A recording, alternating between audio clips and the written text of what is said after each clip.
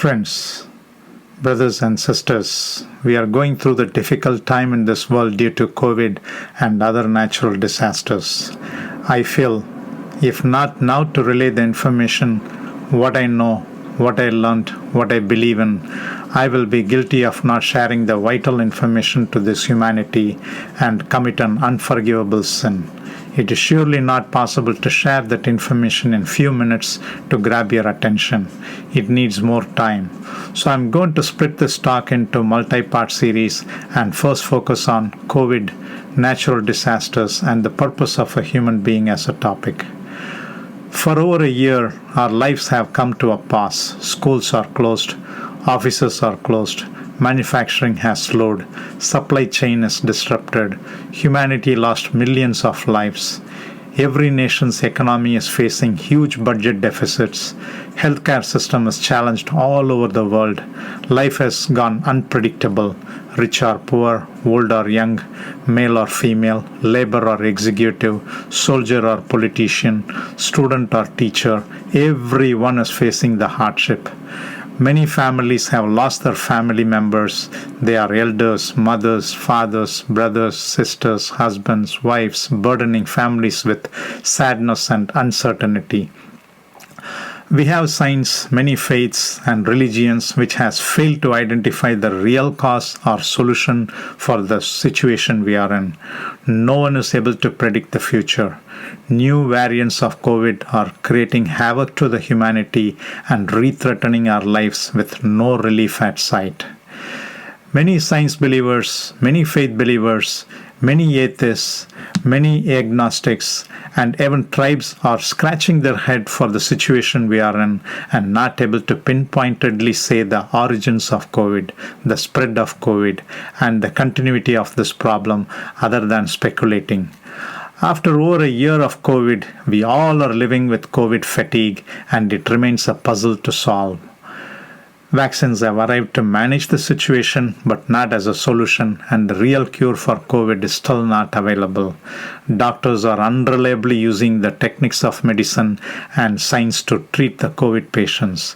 With all prayers from faith believers, with great research from scientists, with great common sense from intellectual humans, with great spurt of growth in science and technology, with great medicines available for humans, with great ammunitions to the level of destroying the earth, we are still struggling without solution to this problem. We are surely missing something in spite of our abundance of our intellectual capacity. With so many human losses due to COVID, we are also seeing in parallel the wrath of nature in form of drought, earthquake, cyclones, tornadoes, wildfires, glacier melts, sea rise, sandstorms, solar flares, and many more. Though humans have so much power in this modern world, they cannot repair or control the nature.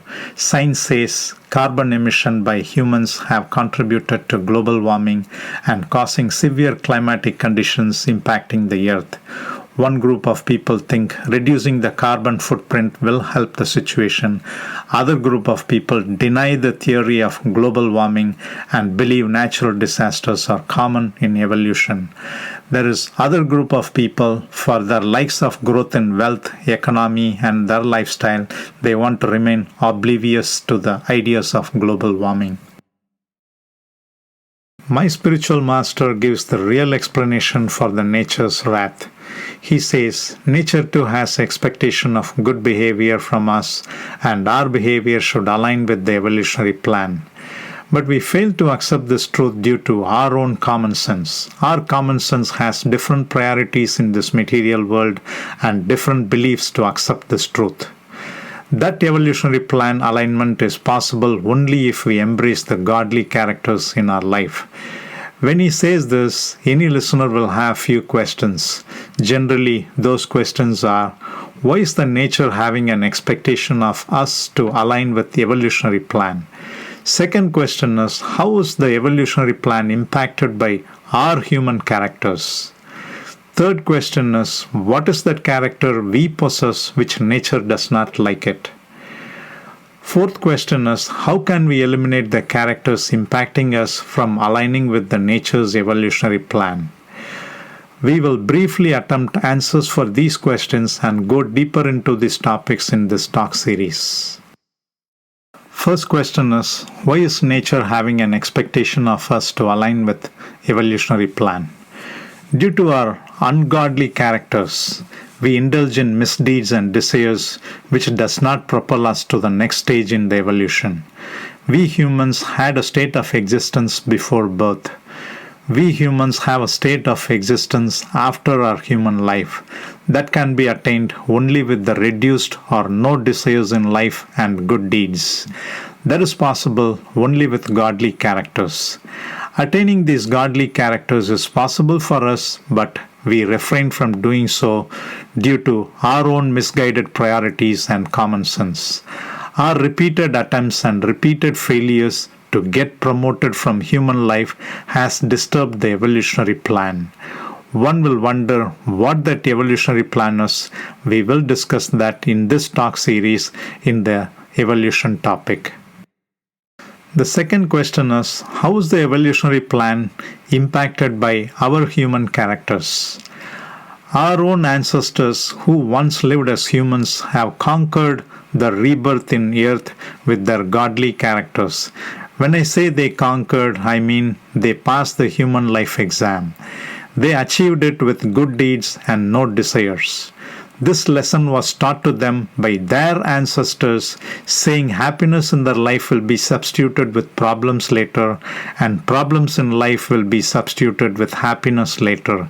This cycle will go on, and even beyond human life to several human life until it is contained.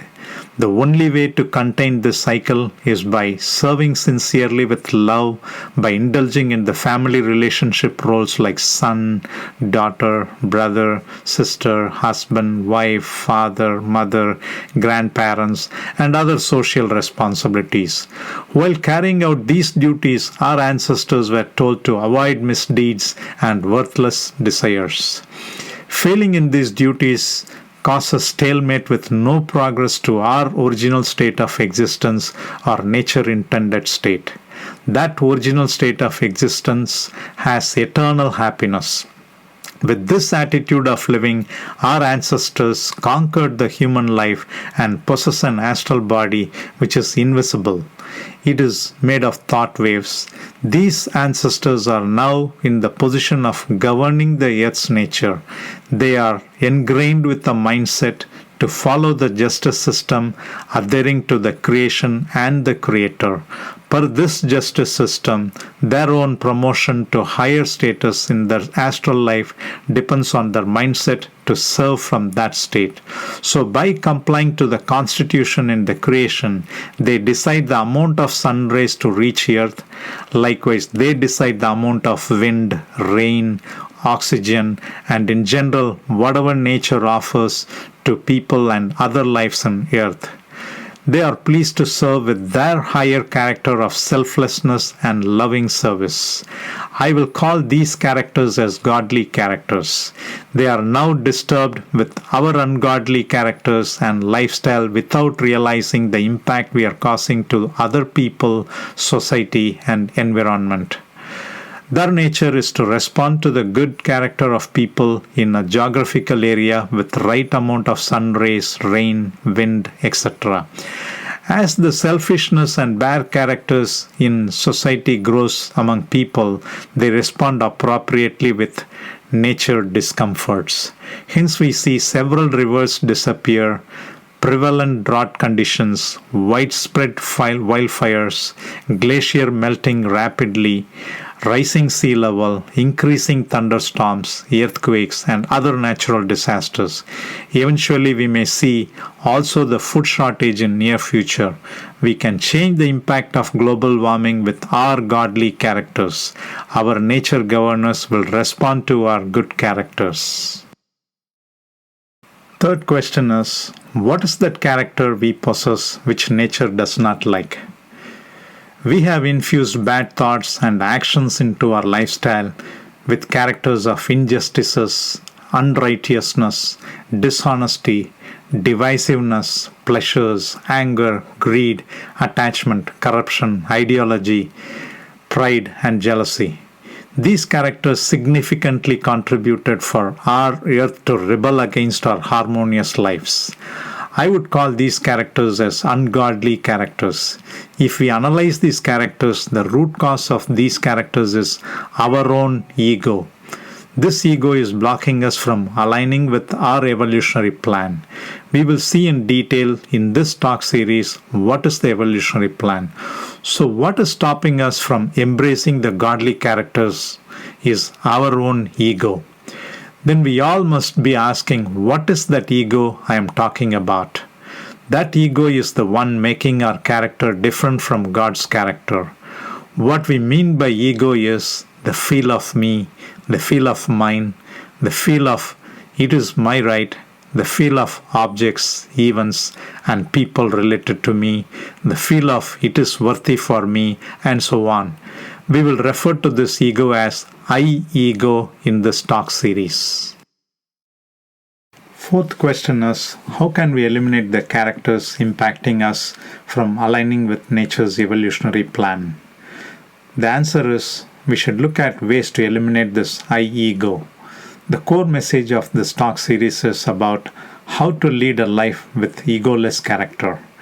I will provide a brief understanding for eliminating I ego, as my spiritual master says. We all should realize that the real truth is, I came alone to this human life and I will leave alone from this life. The relationships, wealth, achievements, statuses, profession, and anything we create as acquaintances in the worldly life are temporary. This 70 to 100 year of human life is insignificant for the millions of years of journey we have undertaken without human body. We should not attach importance to temporary things in life. We are not saying you must let go everything, but we can lead a life by practicing to live without I ego. My master says proudly that any step taken towards eliminating I ego is the great mantra for human to become God. And doing that in human life will propel rapid advancement in post-human life to attain the state of God. God is nothing but a state of supreme consciousness, which we will see later in this talk series. Whether we believe it or not, that journey is our freedom, and that alone is the direction of our advancement, whether we like it or not. If not today, we will undertake this journey someday in future, either in this life or next life. Next human life of happiness and sadness is decided based on these failures in current life. There are only two ways of ridding the I ego, and both are mandatory and not optional. First way is, we all should control and remove the feelings towards the worldly things and lead a life like a wooden log without attachment to anything. We should realize that we cannot take those attachments with us when we leave this body. These attachments will contribute to desires after human life, which will become the reason for us to reappear. This state of mind can be achieved by embracing the detachment personality. We should train our mind to accept that with presence of things, relationships, and events, we are fine. We should also accept that without presence of things, relationships, and events, we are still fine. When we live with this feeling, we will tend to ignore the I feeling we possess. Many of us, on the name of detachment, will get into inaction and will fail to do their duties. That is not right as well. For that, we should follow the second way. That second way is, we all should have a feeling, everyone is mine, I am responsible for everything, I am the reason for everything. This attitude will allow to serve the people, other beings, and environment with pure love and without expectations and preconditions. This serving attitude can be called pure love personality. How to use these two methods in our life is all what this talk is about, and a great takeaway for the listener. Angels, nature, creation, including God, operates with these characters. We will see those in the upcoming series of talk. Having analyzed these four questions and having answers to it, let us now see what is our problem in realizing this. People may ridicule these beliefs as unacceptable concept. Few people will also think they are surviving in this world by working hard, serving their family members and their associations. They think while they are doing their duties responsibly with love, they cannot accept the blame of their lifestyle filled with ungodly characters. They convince their own ungodly characters as good characters, and it is needed for survival. They claim they will change if others in the society change. They believe they are right in their pursuit, blaming squarely on the system of social life. They even conclude that they cannot survive in this modern system of social life with good characters. Friends, brothers and sisters, in our lives, while we play our respective roles as son, daughter, brother, sister, husband, wife, father, mother, and other relationships, we are indulging in ungodly characters which are selfishness, corruption, stealing, pride, jealousy, injustice, and other unethical characters. We are ignoring the impact it is causing to the other people, society, and nations. To make it worse, we are justifying it as a right thing to do for survival. Most of the world leaders lost the ethics of proper governance with righteousness. Most of the entrepreneurs, businessmen, doctors, engineers, government servants, and other professionals are giving importance in seeking wealth and profits instead of their service to humankind. All of us together contributed to the system of life, accepting all these ungodly characters as normal characters, losing our original good nature of compassion, giving, and coexistence. Many will claim, even in the past, we had these characters and the world survived. Unfortunately, with science, we can go back with evidence of our life only to few centuries or millenniums and not beyond. But our enlightened who have crossed the boundaries of human-aware consciousness to godly consciousness have acquired the knowledge of the past, present, and future. They conquered the time. This godly consciousness is the supreme consciousness. There is no more consciousness beyond this. This is the ultimate consciousness. This is everlasting and deathless. It existed before the creation and will remain after the universe destruction. This state of reach is called self-realization, where one understands the true self.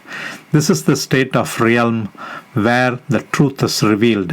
This is the state where one realizes human life is an illusion. This is the state where one realizes the deathless state of existence. This eternally existing supreme consciousness is what is addressed as Brahmam consciousness in Hinduism, Christ consciousness in Christianity, Allah consciousness in Islam, Nirvana in Buddhism, and so on in every religion. This supreme consciousness is generally addressed as God in English. With this enlightened knowledge, we don't need to study history. We don't need to learn science and math. We don't need food for existence. We don't need property, wealth, luxuries to display our achievements. We will have the feel of whole universe is mine. We will have the feel I exist in this universe in every pore and rivet of this creation. After scaling up to this level of consciousness, our ancestral saints and sages could go back well beyond the knowledge of existence before the Egyptian pyramid times. In their self-realizing efforts, they were revealed with that pure system of life existed with humans in the past. That pure system of life had every human exhibit the godly characters. These saints and sages who are enlightened, who have achieved the highest state of self-realization, were able to interpret the Creator's knowledge in the atmosphere with details of how a human life must be lived by embracing the nature. These texts are like user manual for the human society, and thus they were sacred. It lays out the path for a better human life, which helps the post-human life. These enlightened revealed the truly happened story of Ramayana, Mahabharata, which are two great famous ancient epic stories of Hinduism, preaching the governance and the system of social life. These saints and sages have also revealed the Upanishads, Vedas, Bhagavad Gita, Brahma Sutra, Torah, Bible, Quran, and other sacred texts.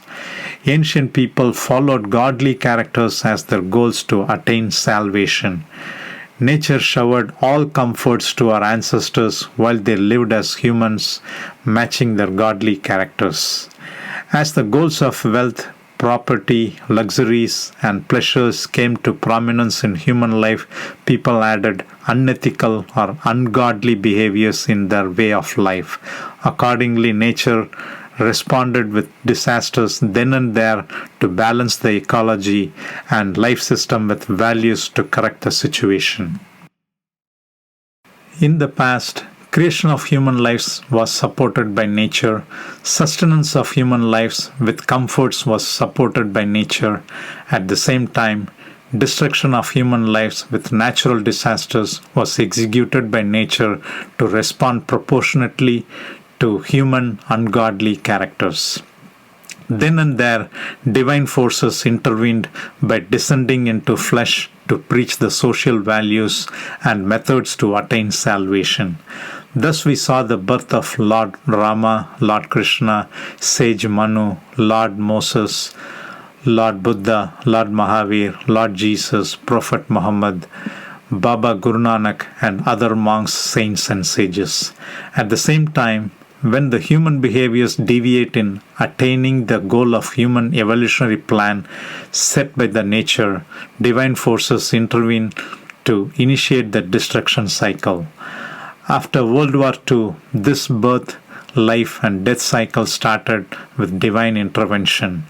Several men and women in this world could not progress in heavens because of their desires and deeds, while being a human was blocking them. They have reappeared and was given a chance to change their earlier approaches to nature-friendly evolutionary cycle with behavior of godly characters. 3 evidences I can cite here is 1. The world population exploded 2 times approximately in last 70 years. The second evidence is the people, due to their rebirth with inherited impressions of their past lives, had more intellect to grow the science and technology in this modern era. The third evidence is everyone born with different economic status, region, nation, religion, gender, etc., based on their past deeds and desires. Having seen the creation and sustenance with nature's support for over 70 years, we are now seeing the destruction phase commence in the last few years. Hence we see COVID pandemic and other natural disasters hitting us hard without any reprieve. Those who are aligning with the nature-carved path with the display of godly characters in all situations are the ones who will be spared by the nature.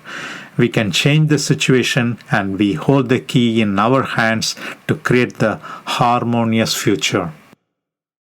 So, solution to all our problems is changing our ungodly characters to godly characters. How to transform us to that nature-friendly godly characters is what is the message I want to share with you. This knowledge was given to me by my spiritual master after he acquired this with his decades of sincere spiritual practices. My master does not find the full merit with the old methods of spiritual practices like rituals, meditation, prayers, pilgrimages, renouncement, and worships in steering us in the nature-carved path for us. It is because our own past good and bad deeds have transpired as fate and rolled to us as carpet to walk in our current life. This fate is what is called karma. That karma is influencing our happiness, sadness, and it is in full control of us. That karma is blocking all our known spiritual methods of the past. To understand karma, let us ask ourselves few questions and analyze the answer. Why are we born? Why do we belong to this gender? Why are we born to this society, this religion, nation, culture, color, economic status? All this is happening due to our past. In the past, we chased the worldly goals like getting wealth, getting properties for us and our relationships, enhancing the lifestyle, entertainments, pleasures, achievements, etc. We created our desires and deeds due to those worldly goals. Those worldly goals kept on increasing, changing to the point that it was never fulfilled. We left the body in the past with the lack of completing the worldly goals. We left the body with unfulfilled desires. We caused hurt in the past, which transformed as suffering to us in this life. We gave love and healed many in the past, which has transformed as happiness to us in this life. This is due to cause and effect system existing in the evolution. It is a stain we apply to our soul in the past. What we sow must be reaped per the cause and effect constitution laid out in this creation. It is working through us as karma. We chased worldly things in the past unendingly and created the present. Even in the present, we are chasing the same and creating a future to reappear as human or other life form. When is the cycle going to end? If we correct the present, we can create a harmonious future. So we must learn what is that harmonious future and make that as our goal in life. Every one of us will come up with family responsibilities and fulfilling problems in our life or working towards some worldly achievements as life goals. But overcoming it, we are still not satisfied and we shift our goals and again keep chasing some new worldly goals. We should realize all those goals are temporary and cannot give the eternal happiness. We should teach this knowledge to our kids from the tender age so that in the later age they will be able to practice. The big mistake happened in our lives is from our young age we learnt language, math, science, history, geography, etc. with focus on our career and future life with the belief of financial security and better lifestyle. In this process, our schools fail to preach the moral lessons and the knowledge on truth. Many of us kept religion away largely in our personal and social life.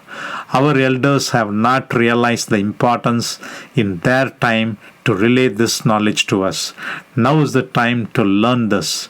No matter we are kids, youths, adults or old. Even the religious teachings are gloating the ideology and differences today and ignoring the core message of religions.